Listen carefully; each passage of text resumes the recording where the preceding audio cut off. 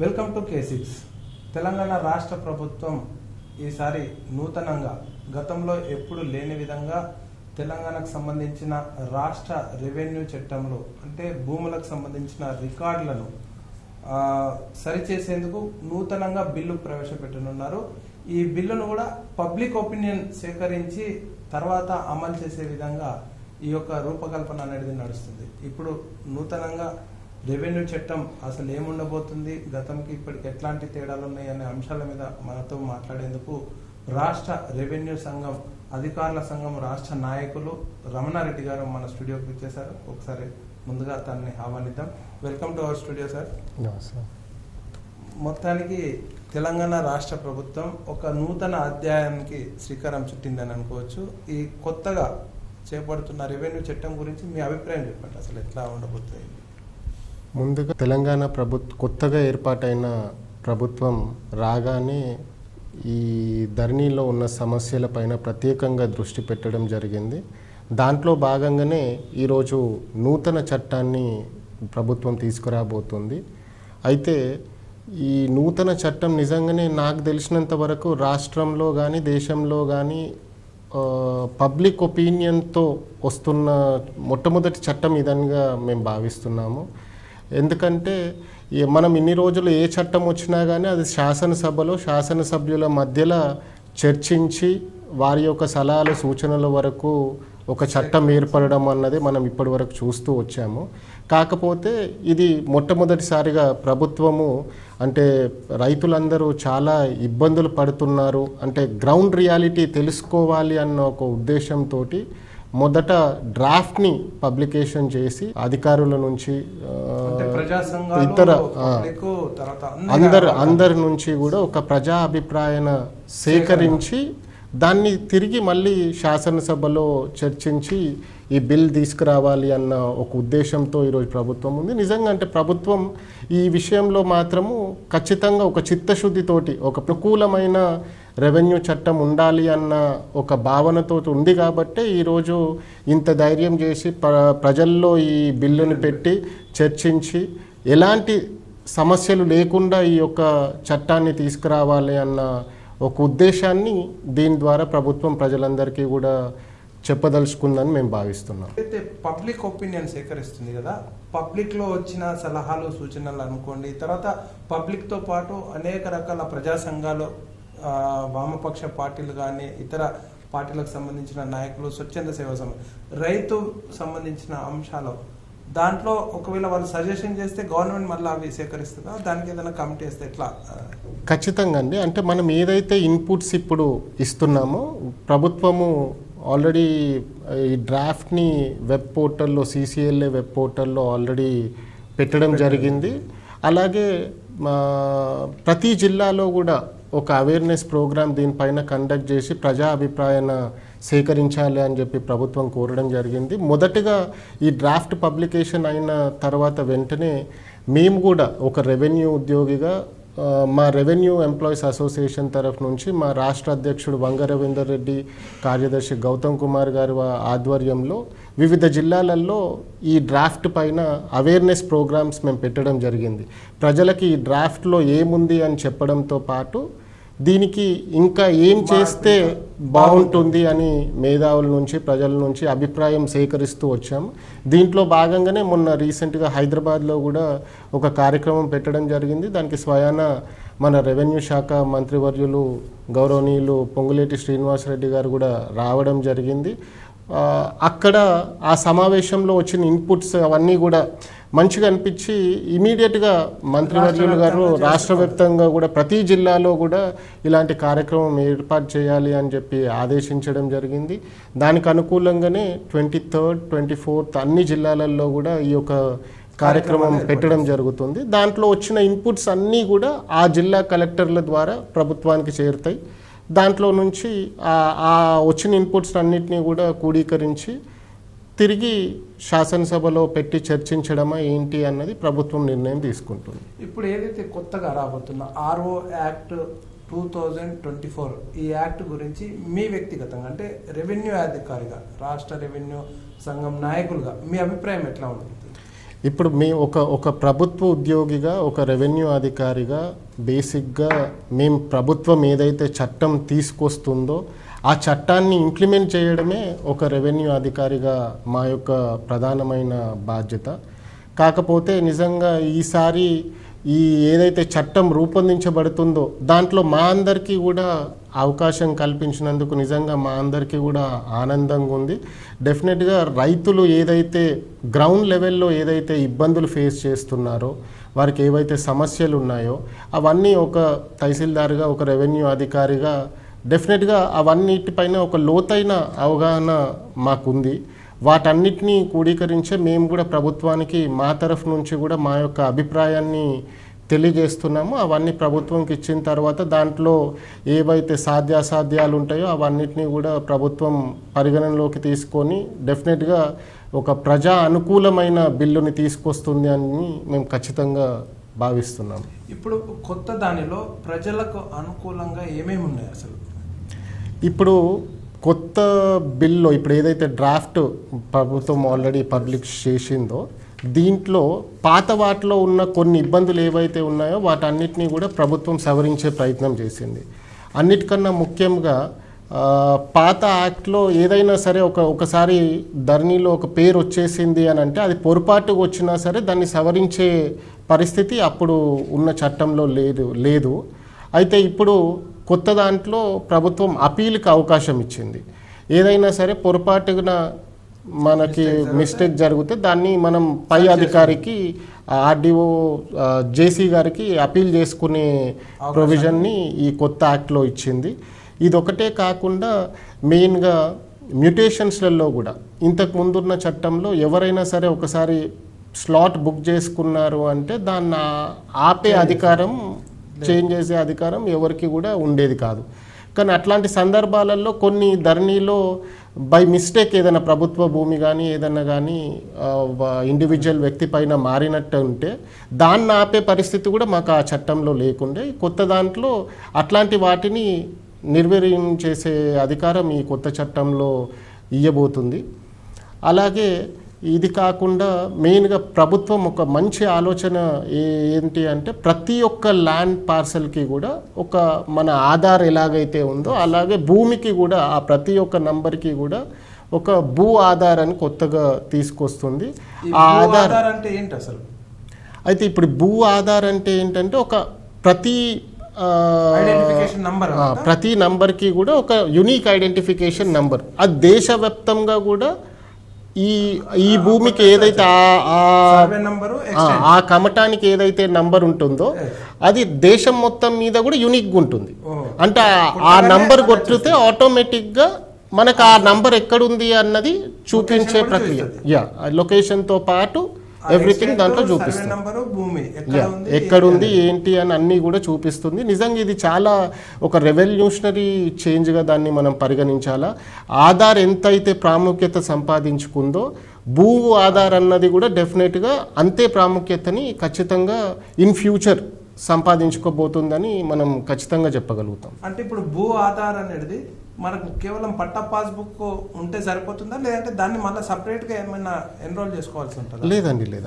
అదొక ప్రక్రియ. భూ ఆధార్ అన్నది ఇమీడియట్గా ప్రభుత్వము మనకి జారీ చేయటం లేదు.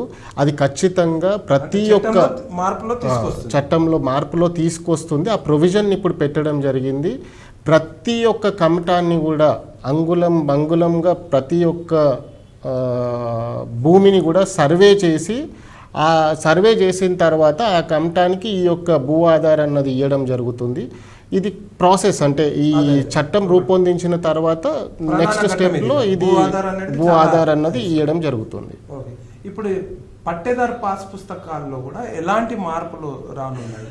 ఇప్పుడు పాతదానికి మొన్న గత ప్రభుత్వంలో ఇచ్చిన పట్టేదారు పాస్బుక్ చాలా మార్పులు వచ్చినాయి. మళ్ళీ ఇప్పుడు కూడా ఏమైనా మార్పులు రానున్నాయా? ఇప్పుడు ఇమీడియట్గా నాకు తెలిసినంత వరకు అయితే పట్టేదార్ పాస్బుక్స్లో ఎలాంటి మార్పులు చేర్పులు అన్నది చేయకపోవచ్చు ప్రభుత్వము. ఎప్పుడైతే పర్మనెంట్గా ఈ భూ ఆధార్ కూడా ఇచ్చిన తర్వాత అప్పుడు దాన్ని బట్టి అప్పుడు చేస్తారు తప్ప ఇప్పటివరకు ప్రభుత్వము అంటే ఇప్పటివరకు ఏదైతే ఉందో అవన్నీ కూడా అలాగే కొనసాగుతాయి అని చెప్పి కూడా క్లియర్గా యాక్ట్లో మెన్షన్ చేయడం జరిగింది. కాబట్టి ఇమీడియట్గా పట్టాదారు పాస్బుక్లలో చేంజెస్ వస్తాయని మేమైతే భావించట్లేదు. ఇప్పుడు ప్రధానంగా మరొకటి మనము భూ సమస్య ఎక్కడ వస్తుంది అంటే సర్వేలో చాలా లోపాలు ఉన్నాయి మనకి. ఈ సర్వే అనేది చాలా కీలకమైన అంశం. ఈ కొత్త చట్టంలో ఎలాంటి మార్పులు రాబోతున్నాయి? ఇప్పుడు ప్రభుత్వం ఈ కొత్త చట్టంలో సర్వే గురించి కూడా ప్రాపర్గా దీంట్లో మెన్షన్ చేయడం జరిగింది. ప్రతి ఒక్క భూమిని కూడా ఖచ్చితంగా రీసర్వే చేసి వాటి లాంగిట్యూడ్స్ లాటిట్యూడ్స్ అన్నిటినీ కూడా సేకరించి ఒక రైతుకు సంబంధించిన భూమి ఏ ప్లేస్లో ఉంది అన్నది ఖచ్చితంగా లాంగిట్యూడ్ లాటిట్యూడ్ సేకరించి వారికి దానికి సెపరేట్గా మ్యాప్ చేసి ఇచ్చే ప్రక్రియలో ఈరోజు ప్రభుత్వం కొత్త చట్టంలో అవకాశాన్ని కల్పించింది. డెఫినెట్గా ఇది ఒక ప్రాసెస్, అంటే దీనికి ఇమీడియట్గా ఇది కాకపోవచ్చు, కానీ ఈ చట్టం ఏర్పడిన తర్వాత ప్రతి భూమిని కూడా సర్వే చేసి దానికి ప్రాపర్గా ఒక ల్యాండ్ పార్సల్ తయారు చేసి విత్ లాటిట్యూడ్ లాంగిట్యూడ్ మెన్షన్ చేసుకుంటూ ల్యాండ్ పార్సల్ తయారు చేసి అది ఆ యొక్క నంబర్కి అటాచ్ అయ్యే విధంగా ఇప్పుడు ఏదైతే భూ ఆధార్ ఉంటుందో ఆ భూ ఆధార్కి ఆ భూమి ఎక్కడి నుంచి ఎక్కడి వరకు ఉన్నది అన్నది కూడా అటాచ్ చేయబడుతుంది ఇన్ ఫ్యూచర్లో. అంటే ప్రభుత్వం ఉద్దేశం ఏంటంటే రేపు పొద్దున ఇప్పుడు మనం చూస్తున్నట్టయితే ఒక భూమి మనకు 5 ఎకరాల భూమి ఉంది, దాంట్లోకి వెళ్ళి 2 ఎకరాల భూమి మనం అమ్మినప్పుడు రికార్డులో బై నంబర్ వస్తుంది. సర్వే నంబర్ 250లో మనకు 5 ఎకరాలు ఉంటే అది నేను మీకు అమ్మేసినప్పుడు ఆ 250/1 250/2 రికార్డ్ పరంగా ఏర్పడుతుంది, కానీ మ్యాప్లో అది సబ్ డివిజన్ అయితే లేదు. ఇప్పుడు ఫ్యూచర్లో ఎప్పుడైతే ఈ అంత సర్వే ప్రక్రియ కంప్లీట్ అవుతుందో ఆటోమేటిక్గా మా 5 ఎకరాల నుంచి ఈ 2 ఎకరాలు 3 ఎకరాలు కూడా సెపరేట్ చేయబడతాయి. దానికి సెపరేట్ యూనిక్ నంబర్ మళ్ళీ జనరేట్ అవుతుంది. ఓకే, అంటే at the time of registration ఇవన్నీ కూడా కంప్లీట్గా ప్రక్రియ అన్నది జరిగిపోతుంది. దీనివల్ల చాలా వరకు భూ సమస్యలు అన్నవి తగ్గిపోవడం జరుగుతుంది. ఎందుకంటే ఇప్పుడు ఎక్కువ మట్టుకు ఈ భూ తగాదాలన్నీ కూడా పొజిషన్ మిస్ మ్యాచ్ ఉండడం వల్లనే జరుగుతుంది. ఇన్ ఫ్యూచర్ ఇట్లాంటి గొడవలు రాకుండా ఖచ్చితమైన విధానాన్ని ప్రభుత్వం ఈ కొత్త చట్టం ద్వారా తీసుకొస్తుంది. ఇది కనుక ఇంప్లిమెంట్ అయింది అంటే మెజారిటీ ఆఫ్ ద భూమి సమస్యలన్నీ కూడా ఖచ్చితంగా తీరిపోతాయి. ఇప్పుడు మనం చూసుకున్నట్లయితే కేవలం గతంలో మనం భూ సమస్య ఏదన్నా ఉంటే ఒక మండల రెవెన్యూ అధికారికి అక్కడ తహసీల్దార్ గారికి దరఖాస్తు పెట్టుకుంటే అక్కడ సమస్య పరిష్కారం అయ్యేది. కానీ ఎప్పుడైతే ధరణి వచ్చిందో ఆ తర్వాత ఆ సమస్యను అక్కడ పెడితే ఆయన చేతుల్లో లేదు, కలెక్టర్ చేతుల్లో లేదు, తీరా రాష్ట్ర స్థాయి CCLA దాకా పోవాల్సిన పరిస్థితి ఏర్పడుతుంది. మరి ఇప్పుడు కొత్త చట్టంలో అలాంటి మార్పులు ఏమన్నా వస్తున్నాయా? దీంట్లో ఎట్లా ఉంటుంది? కొత్త చట్టంలో చాలా వరకు ప్రభుత్వము ఇది సవరించే ప్రయత్నం చేస్తుంది. అండ్ మేము కూడా మా అసోసియేషన్ వైపు నుంచి రెవెన్యూ ఉద్యోగుల తరఫున ప్రభుత్వానికి ఇది విజ్ఞప్తి చేస్తున్నాము. ఏదైతే సమస్యలు ఉన్నాయో అది జిల్లా స్థాయి వరకే దాన్ని పరిమితం చేసి ఇక్కడే పరిష్కరించే విధంగా ఈ చట్టంలో ప్రొవిజన్స్ ఇవ్వాలి అని చెప్పి మనం కోరుకుంటున్నాం. అంటే ఇవన్నీ కూడా రూల్స్లో వస్తాయి, అంటే ఇది చట్టంలో ఉండదు, రూల్స్లో ఉంటాయి. కాబట్టి చట్టం వన్స్ ఏర్పడిన తర్వాత రూల్స్లో మనము CCLA స్థాయి వరకు కాకుండా జిల్లా స్థాయిలోనే అన్ని సమస్యలకు కూడా పరిష్కారం అయ్యేలాగా మేము కూడా కోరుతున్నాం. మెజారిటీ ఆఫ్ ద సమస్యలని మండల్ లెవెల్లోనే పరిష్కరించాలి అని చెప్పి మేము కూడా మా అసోసియేషన్ తరఫున ప్రభుత్వాన్ని విజ్ఞప్తి చేస్తున్నాం. మొన్న గౌరవ మంత్రి గారికి కూడా మేము ఈ విషయాన్ని క్లియర్గా తెలియజేసినాం. ఎందుకంటే చాలా వరకు ఎక్కడో చిన్న మారుమూల ప్రాంతాలలో ఉన్న రైతులు జిల్లా స్థాయి వరకు రావడానికి కూడా వారు ఇబ్బంది పడుతూ ఉంటారు. వాళ్ళకి ప్రాపర్ అవగాహన దాని మీద ఉండదు. కాబట్టి మండల్ లెవెల్లోనే తహసీల్దార్ లెవెల్లోనే చాలా వరకు సమస్యలు పరిష్కారం అయ్యేలాగా చర్యలు తీసుకోవాలని ప్రభుత్వాన్ని కోరుతున్నాం. దానికి అనుకూలంగానే ప్రభుత్వం నిర్ణయం కూడా తీసుకోబోతుంది. ఇప్పుడు మనం ఇందాక ఒకటి సబ్జెక్ట్ అనుకున్నాము, మనం భూమి విక్రయించినప్పుడు 2 ఎకరాలు, ఇప్పుడు నీ దగ్గర 5 ఎకరాలు ఉంటే నేను 2 ఎకరాలు కొన్నాను, కానీ రిజిస్ట్రేషన్ చేసుకున్నా కానీ అక్కడ పేరు మార్పిడి అనేది అవుతలేదు. అట్లాంటి సమస్యలు చాలా ఉన్నాయి. మనకి పాస్బుక్ రాదు. మళ్ళీ కొన్ని చూసినట్లయితే మనకి ఏమైతుంది, పట్టాలనే ఉంటుంది మీది, కానీ అక్కడ చూసేసరికి ప్రొహిబిషన్ లిస్ట్లో ఉంటుంది, గవర్నమెంట్ లిస్ట్లో ఉంటుంది. ఇట్లాంటివి కూడా మార్పు కొత్త చట్టంలో ఏమన్నా మార్పు వస్తుందా ఎట్లా? ఇప్పుడు ప్రొహిబిటెడ్ దానికోసం అయితే ప్రభుత్వం ఇంకా నిర్ణయం తీసుకోలేదు. అట్లాంటి ప్రాసెస్ అయితే ఇంకా ఏమి కొత్త చట్టంలో అలాంటి విషయాలపైన ఇంకా డిస్కషన్ అయితే లేదు. ఏవైతే ప్రొహిబిటెడ్ ల్యాండ్స్ పాత చట్టం ప్రకారం అవైతే ఉన్నాయో అవన్నీ కూడా కంటిన్యూ అవుతున్నాయి. అలాగే ఈ చట్టం అన్నది కొత్తగా ఏర్పడుతున్న చట్టము ప్రొహిబిటెడ్ ప్రాపర్టీస్కి ఏవైతే సంబంధించి ఉందో వాటికి ఇది చట్టం వర్తించదు. అంటే జాగీర్ ల్యాండ్స్కి కానీ అసైన్మెంట్ ల్యాండ్స్కి కానీ ఇలాంటి వాటికి ఈ కొత్త చట్టం వర్తించదు అన్నట్టుగా క్లియర్గా ప్రభుత్వం దీంట్లో పెట్టడం జరిగింది. ఒరిజినల్గా పట్టా అయి ఉండి ఒకవేళ టైప్ మిస్టేక్ కానీ అట్లా టెక్నికల్ మిస్టేక్గా అది గవర్నమెంట్ ల్యాండ్ ప్రొహిబిటెడ్ లిస్ట్లో పడితే అట్లాంటి వాటికి మరి ఏమన్నా అలాంటి వాటికి ఖచ్చితంగా అప్లై చేసుకునే అవకాశం ఉంది. వాళ్ళు అప్లై చేసుకుంటే ఎంక్వైరీ చేసిన తర్వాత అది జెన్యూన్గా పట్టా ల్యాండే అయినట్టయితే ఖచ్చితంగా దాన్ని పరిష్కరించే ప్రయత్నం చేస్తుంది. ఓకే, తర్వాత ఇప్పుడు మన పాత చట్టంలో చూసినట్లయితే క్రిమినల్ యాక్షన్ అనేది అంటే ఇన్ కేసు ఏదైనా లొసుగులు చేసినట్లయితే అధికారుల మీద కూడా క్రిమినల్ చట్టం ప్రకారం చర్యలు తీసుకోవాలని గతంలో ఉండే. మరి ఇప్పుడు కొత్త చట్టంలో అట్లాంటివి ఏమన్నా ఉన్నాయా? ఏంటి మార్పు ఎలాంటివి చేశారు? లేదండి, అంటే కొత్త చట్టంలో వాస్తవానికి ఈ క్రిమినల్ ప్రొసీడింగ్స్ అన్నది కొత్త చట్టంలో తీసేయడం జరిగింది. దానికి నిజంగా కూడా ప్రతి ఒక్క రెవెన్యూ ఉద్యోగి తరఫున మేము కూడా ప్రభుత్వానికి ధన్యవాదాలు తెలియజేస్తున్నాము. ఎందుకంటే ఏ అధికారి అయినా కావాలని ఒక రైతుకి తప్పు చేయడు, అదేదో పొరపాటుగా జరుగుతుంది. చట్టంలో అలాంటి ప్రొవిజన్ పెట్టడం వల్ల ఏదైనా ఇష్యూ అయినప్పుడు దాన్ని వేరేలాగా మిస్యూజ్ చేసే అవకాశాలు జరిగినాయి. అండ్ పాత చట్టంలో అవి జరిగినాయి కూడా. అంటే ప్రతి చిన్నదానికి కక్ష కట్టి తహసీల్దార్ల పైన క్రిమినల్ కేసు పెట్టడము ఇవన్నీ జరిగినాయి. వాస్తవానికి పాత చట్టం ప్రకారము తహసీల్దార్కి ఏ ఒక్క అధికారం కూడా లేకుండే, అన్నీ కూడా కలెక్టర్ స్థాయిలో ఉండే. కానీ మా దురదృష్టం ఏంటంటే కలెక్టర్ స్థాయిలో అది అధికారం ఉన్న పాస్బుక్ మీద మాత్రం తహసీల్దార్దే సంతకం వస్తుంది. అది నిజంగా చాలా ఇబ్బందికరంగా ఉండే. అది ఇప్పుడు కొత్త చట్టంలో దాన్ని క్లియర్గా తీసేయడం జరిగింది. కానీ ఇప్పుడు మీరు అన్న క్రిమినల్ ప్రొసీడింగ్స్ మాత్రము అది ఇప్పుడు ఏ అధికారైనా సరే మంచి చేయాలా అని ఒక పని చేస్తాడు. పొరపాటు ఏదైనా జరిగినప్పుడు దానిపైన డిపార్ట్మెంట్ పరంగా దానికి ఏదైనా యాక్షన్ ఉండాలి తప్ప క్రిమినల్ ప్రొసీడింగ్స్ పెట్టడం అన్నది మాత్రం నిజంగా చాలా తప్పు. అది మేమే ప్రభుత్వానికి రిక్వెస్ట్ చేయాలి అనుకున్నాం, కానీ ప్రభుత్వమే దాని గురించి పాజిటివ్గా ఆలోచించి అది తీసేయడం జరిగింది. మేము ఇదే కాకుండా ఇంకా ప్రభుత్వాన్ని ఏం కోరుతున్నాము అంటే ఇప్పుడు ఏదైనా ఇప్పుడు అట్లా పోలీస్ వాళ్ళు ఉన్నారు, వాళ్ళ పరిధి ఏంటి, వాళ్ళ బాధ్యత ఏంటి, ఆ సొసైటీలో ఎలాంటి క్రైమ్ కానీ దొంగతనాలు కానీ ఇవన్నీ జరగకుండా చూసుకోవాలి. అలా అని ఇప్పుడు ఒక దొంగతనం జరిగింది అని అంటే మనమేమి పోలీసు వాళ్ళ పైన క్రిమినల్ కేసులు పెట్టట్లేదు కదా. మరి అట్లాంటి ఒక విద్యార్థికి ఒక మాస్టర్ పాఠం చెప్పడం ఆయన బాధ్యత. ఆ విద్యార్థి పాఠం చెప్పిన తర్వాత కూడా ఆ విద్యార్థి ఫెయిల్ అయినప్పుడు ఆ విద్యార్థి మీద మాస్టర్ మీద మనం ఏం క్రిమినల్ కేసు పెట్టట్లేదు కదా. అలాంటిది ఏం లేనప్పుడు ఒక రెవెన్యూ అధికారి మీదనే ఒక పొరపాటు జరిగిందని క్రిమినల్ కేసు పెట్టడము అన్నది సమంజసం కాదని మా భావన. ఇంకోటి మేము ఏం అడుగుతున్నామంటే మీరు రేజ్ చేసిన క్వశ్చన్ మీద మాకు వచ్చిన ఇదేంటంటే ఇప్పుడు మనము ఇంతకుముందు అప్పుడు డాక్టర్ వైఎస్ రాజశేఖర రెడ్డి గారు ఉన్నప్పుడు హాస్పిటల్స్ మీద ఇలాగే విధ్వంసాలు ఏదన్నా ఒక పేషెంట్ చనిపోయినప్పుడు చేసినప్పుడు ఆ పేషెంట్ సంబంధిత వ్యక్తులు హాస్పిటల్ మీద దాడి చేయడము, డాక్టర్స్ మీద దాడి చేయడం ఇవన్నీ చేసినప్పుడు వాళ్ళకి ఒక చట్టం తీసుకొచ్చి వారికి ఒక మంచి ఒక భద్రత అన్నది కలిగించారు.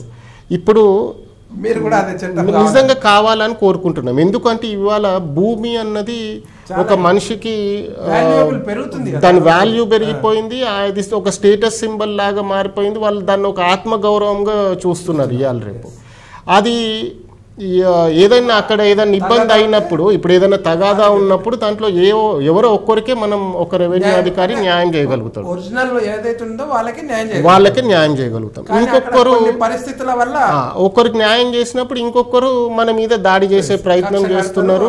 చాలా సమస్యలు ఇవాళ రేపు ప్రతి ఒక్క తహసీల్దార్ కార్యాలయంలో ఆల్మోస్ట్ రోజుకు 1-2 సమస్యలన్నీ ఇట్లాంటివి వస్తున్నాయి. వాళ్ళు దాడి చేయడము, గొడవలు పట్టడము ఇవన్నీ జరుగుతున్నాయి.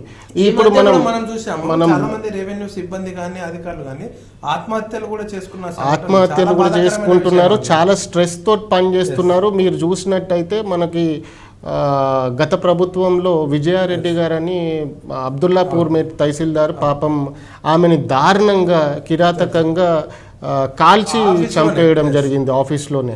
అంటే ఇంత దారుణమైన పరిస్థితులు ఒక రెవెన్యూ కార్యాలయాల మీద జరుగుతున్నప్పుడు ప్రభుత్వానికి ఖచ్చితంగా అదొక బాధ్యతగా దాన్ని తీసుకొని రెవెన్యూ ఉద్యోగులకి కూడా సేమ్ అదే రకమైన డాక్టర్స్కి ఏదైతే భద్రత కల్పించిండ్రో అదే కైండ్ ఆఫ్ చట్టం రెవెన్యూ ఉద్యోగులకు కూడా తీసుకొచ్చి రెవెన్యూ ఉద్యోగులని ప్రొటెక్ట్ చేయాలి అని చెప్పి కోరుకుంటున్నాం. ఎందుకంటే ఇప్పుడు ఏవైతే కేసెస్ పెండింగ్ ఉన్నాయో ఇవన్నీ కూడా చాలా క్రిటికల్ ఇష్యూస్. అంటే ఇదేదో ఈరోజు కొత్తగా పెండింగ్ ఉన్న ఇష్యూస్ కావు, ఏళ్ళ తరబడి నుంచి ఈ ఇష్యూస్ అన్నీ కూడా ఇట్లా కంటిన్యూ అవుతున్నాయి. ఇప్పుడు ఇవన్నీ మేము సార్ట్అవుట్ చేయాలి అంటే మాకు ప్రభుత్వం నుంచి ఖచ్చితంగా మద్దతు ఉండాలి, ప్రజల మద్దతు ఉండాలి, ప్రభుత్వం నుంచి మద్దతు ఉండాలి. మాకు ఒక సేఫ్ ఎన్వైర్న్మెంట్ క్రియేట్ చేసినప్పుడే మేము అన్నీ చేయగలుగుతాం. కాబట్టి దీనిపైన కూడా ఖచ్చితంగా ప్రభుత్వం చొరవ చూపాలని చెప్పి కోరుకుంటున్నాం. మా నుంచి ఇచ్చే ఇన్పుట్స్లలో దీన్ని కూడా మేము పొందుపరచాలనుకుంటున్నాం. ఓకే, ఇప్పుడు మనము ఈ మ్యూటేషన్స్ కానీ నాలా కన్వర్షన్స్ విషయంలో గతంలో ఉన్న సమస్యలు మళ్ళీ ఇప్పుడు ఈ దాంట్లో ఉండబోతున్నాయి, ఏమన్నా మార్పు అనేది రాబోతుందా? నాలా కన్వర్షన్ విషయంలో అయితే ఎలాంటి మార్పు లేదు. ఎందుకంటే నాలా కన్వర్షన్స్ ఇప్పుడు చాలా సులభతరంగానే మనం చేస్తున్నాము. ఎలాంటి ఇబ్బందులు లేకుండా నాలా కన్వర్షన్స్ అనేవి జరుగుతున్నాయి. ఈ మ్యూటేషన్స్ విషయంలో కూడా ఏవేవైతే చిన్న చిన్న సమస్యలు మనకి పాత వాటిలో ఉండేనో, అంటే కొన్నిటికి మనకు చేసే అవకాశం లేకుండా కోర్టు ఏదన్నా ఆర్డర్ ఇచ్చింది, ఆ ఆర్డర్ని మనం రిజిస్ట్రేషన్ చేసే పరిస్థితి పాత చట్టంలో లేకుండే. ఇప్పుడు కొత్త చట్టంలో అట్లాంటి కోర్టు కేసెస్ నుంచి వచ్చిన ఆర్డర్స్ని జడ్జిమెంట్ వచ్చినాక కోర్టు డిగ్రీ ఇచ్చింది అనుకోండి, దాని ప్రకారం మనం రిజిస్ట్రేషన్ చేసే అవకాశం ఈ కొత్త చట్టంలో మనకి కలిగియడం జరిగింది. అంటే పాస్బుక్స్ కూడా కొత్త పాస్బుక్స్ వస్తాయా లేదంటే పాత పాస్బుక్స్ ఉంటాయా, ఎట్లా ఉంటుంది? వాటిపైన అయితే నిజంగా మాకు కూడా ఇప్పటివరకు ఏం క్లారిటీ లేదు. మేబీ ప్రభుత్వం అట్లా పాత పాస్బుక్స్ తీసి కొత్త పాస్బుక్స్ ఇవ్వాలన్న ఆలోచనలో ఉన్నట్టయితే మాకు అనిపించట్లేదు. కానీ డెఫినెట్గా ఈ సర్వే అంతా అయినాక మాత్రం ఖచ్చితంగా ఆ ఆలోచన చేస్తుంది అని చెప్పి మేము అనుకుంటున్నాం. ఇప్పుడు రెవెన్యూ శాఖలో చాలా మట్టుకు సిబ్బంది లేక అధికారులు కూడా లేక చాలా ఇబ్బంది పడుతూ ఉన్నారు. వర్క్ లోడ్ ఏమో చాలా పెరిగింది. మరి ఈ విషయంలో మీరు ఎట్లా చేస్తారు? అప్పీల్ కూడా గవర్నమెంట్కి ఏం చేస్తారు? నిజంగానే మా శాఖలో మాత్రము చాలా తీవ్రమైన చాలా కొడుతుంది. ఎందుకంటే సడన్గా మనకి గత ప్రభుత్వంలో ఒకటేసారి రెవెన్యూ డిపార్ట్మెంట్ నుంచి ఒక 35,000 మంది విఆర్ఏలని తీసేయడం జరిగింది. తీసేసి ఎలాంటి ఆల్టర్నేటివ్ మెకానిజం మాకు ఇవ్వలేదు. ఇవ్వకపోయినా సరే నిజంగా మేము చాలా కష్టపడి పనిచేసి ఈరోజు ప్రభుత్వానికి మంచి పేరు తీసుకొచ్చే ప్రయత్నం చేసినాం. మేము చాలా వర్క్ లోడ్ బేర్ చేసినాం. చాలామంది అధికారులు ఆ మధ్యకాలంలో తీవ్రమైన ఒత్తిడికి లోనై మీరు అన్నట్టుగా సూసైడ్ కూడా చేసుకునే పరిస్థితులు ఏర్పడ్డాయి. అందుకే మేము ఈ ప్రభుత్వంకి రాగానే మొట్టమొదటిగానే మేము రెవెన్యూ మినిస్టర్ గారిని కలిసి విజ్ఞప్తి చేయడం జరిగింది. ఏదైతే విఆర్ఏ వ్యవస్థ తీసేయడం జరిగిందో అది తిరిగి గ్రామస్థాయి వ్యవస్థని ఖచ్చితంగా రెవెన్యూ డిపార్ట్మెంట్లో తీసుకురావాలని కోరినాం. ఎందుకంటే అది మా గురించి అడగట్లేదు, ఏదో మా పని ఒత్తిడి ఒకటే తగ్గించుకోవాలి అన్నది మా భావన కాదు. క్వాలిటీ ఆఫ్ వర్క్ నిజంగా రావాలి అని అంటే కింది స్థాయిలో సిబ్బంది అన్నది ఖచ్చితంగా అవసరం ఉంది. ఏదైతే ఇప్పుడు గ్రామాల్లో ప్రభుత్వ భూములు ఉంటాయి, అవి కూడా కబ్జాకి గురి కాకుండా ఉండాలి అంటే ఎవరో ఒకళ్ళు అక్కడ డిపార్ట్మెంట్ తరఫు నుంచి ఒక వ్యక్తి ఉంటే అక్కడ నుంచి మనకు సమాచారం వచ్చినప్పుడు మనం దాన్ని కాపాడుకునే అవకాశం ఉంటుంది. ప్లస్ గ్రామాల్లో ఉన్న రైతులకు కానీ ప్రజలకు కానీ భూమికి సంబంధించి ఏదన్నా సమస్య ఉన్నా, ఏదన్నా సలహా అవసరం ఉన్నా, ఏదైనా చెప్పడానికి అక్కడే ఒక మనిషి ఉన్నట్లయితే అది ప్రజలకి రైతులకి అందరికీ కన్వీనియంట్ ఉంటుంది. కాబట్టి తిరిగి గ్రామస్థాయి వ్యవస్థని పునర్నిర్మించాలి అని చెప్పి మనం మినిస్టర్ గారిని కోరడం జరిగింది. దానికి ప్రభుత్వం కూడా సానుకూలంగానే స్పందించి దాని దిశగానే అడుగులు వేస్తుంది. ఇప్పుడు సెలక్షన్స్ అవి కూడా నడుస్తూ ఉన్నాయి, నోటిఫికేషన్స్ కూడా జారీ చేసింది. ఇప్పుడు మరో అంశం మనం చూసినట్లయితే ఏదైతే ప్రధానంగా మనకు ఈ పోడు వ్యవసాయం సంబంధించి ఈ ఫారెస్ట్ ల్యాండ్స్, రెవెన్యూ ల్యాండ్స్ అనేటి సరిహద్దులు లేకపోవడము, ఆ గ్రామాల్లో గిరిజనుల మధ్య లేదంటే స్థానికుల మధ్య చాలా గొడవలు పడడము, అధికారుల మీద దాడులు చేయడం, ఇట్లాంటి సంఘటనలు కూడా మనం చూస్తూ ఉన్నాం. దీనికి సంబంధించిన అంశాలు ఇందులో ఏమైనా ఉన్నాయా?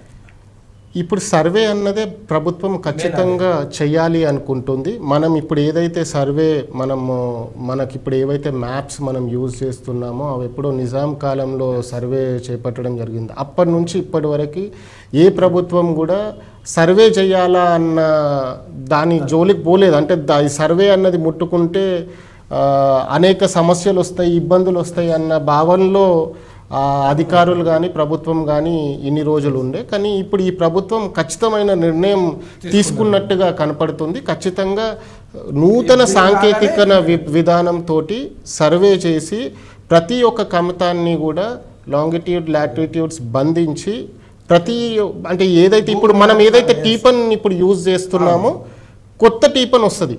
ఈ సర్వే అంతా కంప్లీట్ అయిపోయిన తర్వాత ఇప్పుడు ఎంతమంది రైతులు ఉన్నారో అంతమంది రైతులకు ఒక మ్యాప్ ఖచ్చితంగా తయారవుతుంది. దాని తర్వాత ఎన్ని ట్రాన్సాక్షన్స్ అవుతాయో అన్ని ట్రాన్సాక్షన్స్కి కూడా ఒక మ్యాప్ సపరేట్గా తయారైపోతుంది, ఆటోమేటిక్గా తయారైపోతుంది. ఇది జరిగినప్పుడే ఖచ్చితంగా ఫారెస్ట్ భూములు కానీ, రెవెన్యూ భూములు కానీ, ఇంకే ఇతర భూములకైనా సరే ఖచ్చితమైన బౌండరీస్ ఏర్పడతాయి. కాబట్టి ఈ సర్వే తర్వాత అన్ని రకమైన సమస్యలకి కూడా ఒక ఖచ్చితమైన పరిష్కారం అయితే కంపల్సరీ లభిస్తుంది. ఇప్పుడు మరో అంశం, మనము ఏదైతే ఈ చట్టంలో సవరణ తీసుకురావడానికి ఈ బిల్లు ప్రవేశపెడుతున్నారు కదా, దీని మీద మీరు రైతులకు కానీ, ఇటు ప్రజా సంఘాలకు కానీ, ఇతర మేధావులకు కానీ మీరు ఇచ్చే సలహా సూచన అంటే ఇంకా మనకు మీటింగ్స్ అవి కూడా ఉన్నాయి కదా, ఎట్లా అప్పీల్ చేస్తారు వాళ్ళకి? ఇప్పుడు ఏదైతే మెయిన్గా అంటే కొత్త చట్టంలో ఒక రెవెన్యూ అధికారిగా మా సైడ్ నుంచి ఏవైతే సలహాలు మేము ఇవ్వాలి అనుకుంటున్నామో వాటన్నిటిపైన కూడా మేమందరం కూడా ప్రాపర్ రీసెర్చ్ చేయడం జరుగుతుంది. ఇవన్నీ కలుపుకొని ప్రభుత్వానికి ఒక నివేదిక రూపాన ఇవ్వాలి అనుకుంటున్నాము. ఏది ఆలోచించినా ఏం చేసినా మేము కూడా ఒక అధికారిలాగా కాకుండా ఒక రైతులాగా ప్రజాపక్షాన్నే ఉండి వారికి ఏదై ఈ చట్టంలో పొందుపరిస్తే వారికి సౌలభ్యంగా ఉంటుందో అలాంటి సూచనలే ఖచ్చితంగా మేము చేయడం జరుగుతుంది. ఏదైతే ఇప్పుడు ఈ సర్వే విషయంలో కానివ్వండి, మ్యూటేషన్స్ విషయంలో కానీ, ఇప్పుడు పెండింగ్ ఉన్న అప్లికేషన్స్ విషయంలో కూడా మేము కూడా మా సైడ్ నుంచి హైదరాబాద్ స్థాయి వరకు వెళ్లకుండా, CCLA కార్యాలయం వరకు వెళ్లకుండా మ్యాక్సిమం వీలైనంత వరకు మండల స్థాయిలోనే ఇవన్నీ కూడా పరిష్కరించేలాగా చూడాలని కోరుకుంటున్నాం. అదే కాకుండా ఇప్పుడు మేము ప్రభుత్వాన్ని ముఖ్యంగా కోరుతుంది ఏంటి అంటే, ఈ ROR చట్టమే కాకుండా ఇప్పుడు రెవెన్యూలో ROR చట్టంతో పాటు ఇంకా రకరకాల యాక్ట్స్, ఇంకా వేరియస్ 120 యాక్ట్స్ ఉన్నాయి. ఇనామ్ యాక్ట్ అని, టెనెన్సీ యాక్ట్ అని, ఎవాక్యూ ప్రాపర్టీ యాక్ట్ అని, ఇలా రకరకాలుగా ఉన్నాయి. POT యాక్ట్ అని, ఇవన్నీ ఉన్నాయి. అంటే ఇన్ని యాక్ట్లని అర్థం చేసుకోవడం ఒక సామాన్యమైన రైతుకు కానీ, ఒక మారుమూల ప్రాంతాల్లో నివసించే ప్రజానికానికి కానీ ఇవన్నీ కష్టతరంగా ఉంటాయి. కాబట్టి ఇవన్నిటినీ కూడా తీసేసి ఒకటే యాక్ట్ లాగా, ఒకే రెవెన్యూ యాక్ట్ కిందికి తీసుకురావాలని ఒక ఏకీకృత యాక్ట్ రూపొందించాలి అని చెప్పి కూడా మా సైడ్ నుంచి మేము ప్రభుత్వాన్ని కోరాలనుకుంటున్నాం. అంటే సింపుల్గా చెప్పాలి అంటే నా దృష్టిలో, అంటే నా పర్సనల్ ఒపీనియన్ ప్రకారం చెప్తున్నాను, 2 కేటగిరీ ఆఫ్ ల్యాండ్స్ ఉండాలి. అయితే ప్రభుత్వ భూమి లేదంటే పట్ట భూమి, ఇంతే. అప్పుడు ఎవరికైనా కానీ ఈజీగా ఉంటుంది, అర్థమవుతుంది. ఇప్పుడు ఏమైంది, ఇప్పుడు చాలా వరకు ఇప్పుడు అసైన్మెంట్ ల్యాండ్స్ ఉన్నాయి, అవి నిషేధిత జాబితాలో ఉంటాయి. మనకి ప్రజలకు కొంతమందికి తెలియదు, అది కొనుక్కుంటారు. అది కొనుక్కొని దాన్ని పట్ట మార్పిడి చేయమని అడుగుతారు, మనం చేయలేని పరిస్థితి. అప్పుడు రిజిస్ట్రేషన్ జరిగేది, ఇప్పుడు రిజిస్ట్రేషన్ జరిగే పరిస్థితి కూడా ఇప్పుడు లేదు. బట్ పాత టైంలో చాలా వరకు అవన్నీ రిజిస్ట్రేషన్స్ అయినాయి. ఆ డాక్యుమెంట్స్ అన్ని పట్టుకొని ఇప్పటికి కూడా మా దగ్గరికి చాలా మంది తిరుగుతూ ఉంటారు, వాళ్ళు అప్లై చేసుకుంటూ ఉంటారు. మనమేమో చట్టంలో ఉన్న పరిమితుల వల్ల అవి రిజిస్ట్రేషన్ చేయలేకపోతున్నాం. అవి మార్పిడి చేయలేకపోతున్నాం కాబట్టి వాడు తిరిగి లాస్ట్కి అధికారుల్ని బద్నాం చేయడం, అధికారుల మీద ఆవేశం వ్యక్తం చేయడం ఇది జరుగుతుంది. అందుకే మేము కూడా ప్రభుత్వాన్ని ఏం కోరుతున్నాము అంటే, మీ ద్వారా ప్రభుత్వానికి ఏం అప్పీల్ చేయబోతున్నాము అంటే, ఇవన్నీ తీసేసి ఒకటే కేటగిరీ కింద తీసుకొచ్చి ఇట్లాంటి నిషేధిత జాబితాలో ఉన్న అసైన్మెంట్ భూములు కానీ ఇంకేమన్నా కానీ కూడా వాటిని కూడా రెగ్యులరైజ్ చేసినట్టయితే, వాటిని కూడా అందరిలాగానే వారికి కూడా అమ్ముకునే అవకాశం ఇచ్చినట్టయితే, ఇట్లాంటి సమస్యలన్నిటికీ కూడా ఒక పరిష్కారం ఇచ్చినట్టయితే. ఎందుకంటే ఇవన్నీ దశాబ్దాల కాలం నుంచి కొనసాగుతున్నాయి. ఎందుకంటే మనం అసైన్మెంట్ చేసిన తర్వాత దాదాపుగా ఒక 20-30 ఏళ్ల కిందనే ఇవన్నీ ల్యాండ్స్ కూడా మారిపోయినాయి, ట్రాన్సాక్షన్స్ అయిపోయినాయి. మనం ఎవరికో అసైన్ చేసినామో అక్కడ ఎవరో పొజిషన్లో ఉంటున్నారు, వాళ్ళ అవసరాల కోసం వాళ్ళు అమ్ముకుంటూనే ఉంటున్నారు. కానీ అది భూమి మీద వాళ్ళు వాడుతున్నారు కానీ రికార్డ్ పరంగా వాళ్ళు మారడం జరగట్లేదు. అందుకే ఈ సమస్యకి ఖచ్చితమైన పరిష్కారం ఇవ్వాలి అని అంటే ఇవన్నీ కూడా రెగ్యులరైజ్ చేసినట్టయితే డెఫినెట్గా ఆ ప్రజలకి చాలా వెసులుబాటు కలిగించినట్టయితుంది. గవర్నమెంట్కి కూడా ఒక మంచి రెవెన్యూ కూడా దీంతో జనరేట్ అవుతుంది. కాబట్టి ఆ దిశగా ప్రభుత్వం ఆలోచన చేయాలి అని చెప్పి కూడా మేము కోరుతున్నాం. అంటే సింపుల్గా ఉంటుంది. మెయిన్ భూమి అనగానే గవర్నమెంట్, ప్రైవేట్ ఈ రెండే కేటగిరీ ఆఫ్ ల్యాండ్స్ ఉన్నట్లయితే ప్రజలకి కూడా చాలా సులభతరంగా ఉంటుంది. ఇవన్నీ కాంప్లికేషన్స్కి ఒక ఎండ్ అవుతుంది. నిజంగా అదొక చరిత్రగా మారుతుంది. ఏదైతే ఇప్పుడు ఈ కొత్త చట్టం రూపొందించబడుతుందో ఇవన్నిటికి కూడా మనం పరిష్కారం చూపెట్టినట్లయితే ఇది ఫర్ ఎవర్ గుర్తుండిపోయే చరిత్ర అనేది చట్టం లాగే ఇది ఉంటుందని నేను భావిస్తున్నాను. ఇప్పుడు మరో అంశం మనం ఇందులో నుంచి చూసినట్లయితే సాదా బైనామా కేసులు కూడా చాలా ఉన్నాయి. మరి వాటి విషయంలో కూడా ఎట్లా? ఇప్పుడు సాదా బైనామా గురించి కూడా ప్రభుత్వం ఈ చట్టంలో ఆల్రెడీ ఇప్పుడు ఏదైతే డ్రాఫ్ట్ పబ్లికేషన్ చేసిందో దాంట్లో క్లియర్గా సాదా బైనామా గురించి పొందుపరచడం జరిగింది. ఏదైతే తెలంగాణ ఏర్పడినప్పటి వరకు ఏదైతే సాదా కాయిదాల మీద రైతులు కొనుగోలు చేసుకున్నారో వాటన్నిటినీ కూడా రెగ్యులరైజ్ చేయడానికి కోసము ఈ చట్టంలో వెసులుబాటు కలిగించింది. అయితే దాంట్లో మేము ప్రభుత్వానికి సూచన చేస్తుంది ఏంటి అంటే, మా తరఫు నుంచి మనం చూసుకున్నట్లయితే అంటే సాదా బైనామాలో 2 కోణాలు ఉంటాయి. ఒకటేమో రైతు ఏమో ఇబ్బంది పడుతుండో అది మారకుండా, ఇంకో కోణంలో చాలామంది దాన్ని మిస్యూజ్ చేసుకుంటూ నిజంగానే అది రిజిస్ట్రేషన్ అయినా కాకపోయినా ఏదో ఒక పేపర్ మీద రాసుకొని చేయడము, గొడవలు ఇవన్నిటికీ దారితీసిన పరిస్థితులు మనం ఇంతకుముందు చూసినాం చాలా వరకు. ఇంతకుముందు ఇది ఎప్పుడైతే ప్రభుత్వాలు ఇంప్లిమెంట్ చేసినాయో దానివల్ల చాలా లీగల్ సమస్యలు ఏర్పాటైనాయి. కాబట్టి ఇప్పుడు ఈ చట్టం ద్వారా అట్లాంటి లీగల్ సమస్యలు ఏర్పాటు అవ్వద్దు అని అంటే ఏదైతే రూల్స్ ఫ్రేమ్ చేస్తున్నామో ఆ రూల్స్ ఫ్రేమ్ చేసేటప్పుడు ఖచ్చితమైన నియమ నిబంధనలు కంపల్సరీ ఆ యొక్క రైతు అక్కడ పొజిషన్లో ఉన్నాడా లేదా, చుట్టుపక్కల నంబర్లో ఉన్న పట్టేదారులతోటి ఒక ప్రాపర్ పంచనామా చేసుకొని ఖచ్చితంగా ఈ యొక్క కొనుగోలు అన్నది ఏదైతే క్రయ విక్రయం జరిగిందో అది వాస్తవం అయితేనే తప్ప ఇది చేసే పరిస్థితులు ఉండకుండా కఠినమైన నియమ నిబంధనలు దానికి పెట్టాలి అని చెప్పి మేము ప్రభుత్వాన్ని కోరుతున్నాం. అండ్ ఇంకోటి, ప్రభుత్వము దీంట్లో అది రైతులకి మంచి చేయాలన్న ఉద్దేశంతో ఎలాంటి రుసుము లేకుండా ఈ యొక్క క్రయ విక్రయాన్ని రిజిస్ట్రేషన్ చేయాలా అని చెప్పి ప్రభుత్వం కోరింది. కానీ మా తరఫు నుంచి ప్రభుత్వానికి విజ్ఞప్తి చేస్తుంది ఏంటి అంటే, ఒకవేళ మనం అలాంటి ఈ పని చేసినట్లయితే కొంతమందికి అవగాహన ఉండదు.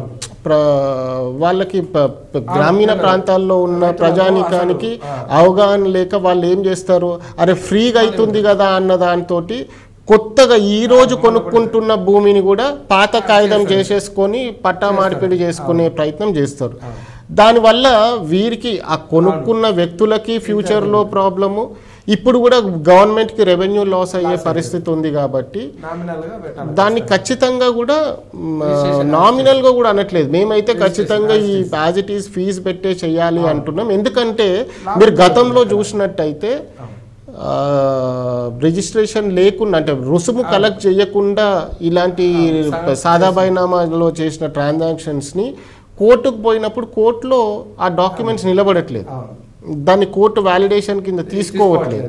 కాబట్టి ఖచ్చితంగా రుసుము అన్నది పెట్టే ఆ క్రయ విక్రయానికి ఒక తగిన ఛార్జ్ పెట్టి దాన్ని చేసినట్టయితేనే ఇట్లాంటి మిస్యూజెస్ అన్నిటి కూడా అరికట్టగలుగుతాము అని చెప్పి మేము భావిస్తున్నాం. అందుకే దాని విషయంలో ఈ రకమైన సూచన చేయాలని కోరుకుంటాను. మేము చాలా వరకు ఇప్పటివరకు ఏర్పాటు చేసిన సమావేశాలలో కూడా కరీంనగర్లో కానీ హైదరాబాద్లో కానీ ఇక్కడ ఏర్పాటు చేసిన సమావేశాలలో కూడా అక్కడ మేధావులు కూడా ఈ విషయాన్పైన ప్రస్తావించారు. స్పెషల్గా అడ్వకేట్స్ మేము ఫేస్ చేస్తున్న చాలా వరకు కేసెస్లలో ఈ సాదా బైనామా కేసెస్ సార్ ఖచ్చితంగా దీన్ని ప్రాపర్గా నిర్వహించే ప్రయత్నం చేయాలి అని చెప్పి వాళ్ళందరూ కూడా సూచించడం జరిగింది. సో అదే విషయాన్ని మేము కూడా ప్రభుత్వానికి విన్నవించాలనుకుంటున్నాం. ఓకే, ఇప్పుడు చివరిగా ఈ చర్చ ముగించే ముందు మీరు చేసే అప్పీల్ ఇటు రైతులకు కానీ అటు ప్రభుత్వానికి కానీ ఇంకా ఏమన్నా సజెషన్స్? మా తరఫు నుంచి ప్రజలకి మొదటిగా మేము చేసే అప్పీల్ ఒకటే అండి, అంటే ఏ రెవెన్యూ అధికారైనా సరే చిత్తశుద్ధితో మేము అందరం కూడా పనిచేయడానికి సిద్ధంగా ఉన్నాం. ప్రభుత్వం ఏ చట్టం ఏర్పాటు చేసినా ఎలా చట్టాన్ని రూపొందించినా దాన్ని ప్రజలకు అనుకూలంగా ప్రజలకి ఉపయోగపడేలా మేమందరం కూడా పనిచేయడానికి సిద్ధంగా ఉన్నాము. మా తరఫు నుంచి ఏదైతే రైతులకి ఏవైతే ఇబ్బందులు ఉన్నాయో వారికి ఏవైతే సమస్యలు ఇప్పుడున్న చట్టాల ద్వారా ఉన్నాయో అవన్నీ కూడా పరిష్కరించే విధంగా మాకు అవకాశం వచ్చింది కాబట్టి ఇంతకుముందు ఎప్పుడైనా మా చేతిలో ఇవన్నీ చట్టం ఏర్పాటు చేయడం అన్నది అంటే మాకు చెప్పే పరిస్థితి కూడా లేదు. ఇప్పుడు ఆ అవకాశం వచ్చింది కాబట్టి మా సైడ్ నుంచి ఖచ్చితమైన విజ్ఞప్తి ఏదైతే ప్రభుత్వానికి రైతులకు అనుకూలంగా చేయాల్సింది ఉందో అవన్నీ కూడా ఖచ్చితంగా మేము చేస్తాము. దానికి అనుకూలంగానే ప్రభుత్వము వ్యవహరిస్తుంది అని చెప్పి మేము కోరుకుంటున్నాం. అలాగే ప్రజలందరూ కూడా ఓపెన్గా ప్రభుత్వము CCLA పోర్టల్లో వారి యొక్క సలహాలు సూచనలు ఇవ్వడానికి అవకాశం ఇచ్చింది కాబట్టి ఇలాంటి అవకాశం మళ్ళీ రాదు. ఒక చట్టము మన అవసరాలకు అనుకూలంగా రూపొందించుకునే అవకాశము మళ్ళీ రాదు. కాబట్టి ఖచ్చితంగా ప్రతి ఒక్కరు కూడా విజ్ఞానవంతులు కానీ మేధావులు కానీ ప్రతి ఒక్కరు న్యాయవాదులు కానీ వీళ్ళందరూ కూడా ముఖ్యంగా న్యాయవాదులు వాళ్ళు చాలా వరకు ఈ కేసెస్ని డీల్ చేస్తూ ఉంటారు కాబట్టి వాళ్ళకి ఐడియా ఉంటుంది. కాబట్టి మళ్ళీ ఫ్యూచర్లో తప్పులు జరగకుండా ఉండాలి అంటే ఈ చట్టంలో ఎలాంటి మార్పులు ఉంటే బాగుంటాయి అని వారు భావిస్తున్నారో అవన్నీ కూడా CCLA వెబ్ పోర్టల్కి వెళ్ళి వారి యొక్క సలహాలు సూచనలు ఇవ్వాలి అని కోరుకుంటున్నాం. లేదంటే జిల్లా లెవెల్లో జిల్లా కలెక్టర్లకి వారి యొక్క సలహాలు సూచనలు ఇచ్చిన కలెక్టర్ గారు వాటన్నిటినీ కూడా ఫార్వర్డ్ చేయటం జరుగుతుంది.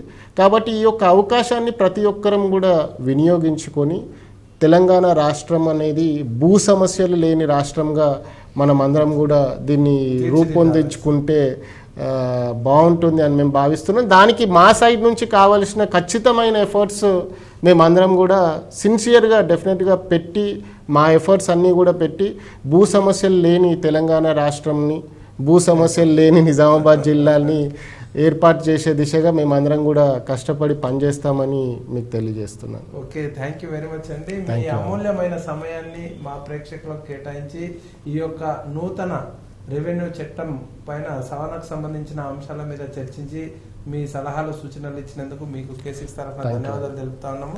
ఓవరాల్ గా K6 కూడా ప్రభుత్వాన్ని కోరుతుంది రెవెన్యూ అధికారుల సమస్యలను ఇమ్మీడియట్ గా పరిష్కరించాలని చెప్పేసి K6 కూడా కోరుతుంది. అదేవిధంగా రైతులకు ఇటు ప్రజలకు అనువైన చట్టాన్ని తీసుకువచ్చేసి మంచి పేరు ప్రతిష్టలు తీసుకురావాలని చెప్పేసి K6 మరోసారి ప్రభుత్వాన్ని కోరుకుంటుంది. ఇది ఈనాటి చర్చ కార్యక్రమం. మరో చర్చలో మళ్ళీ కలుసుకుందాం. అంతవరకు చూస్తూనే ఉండండి మీ K6.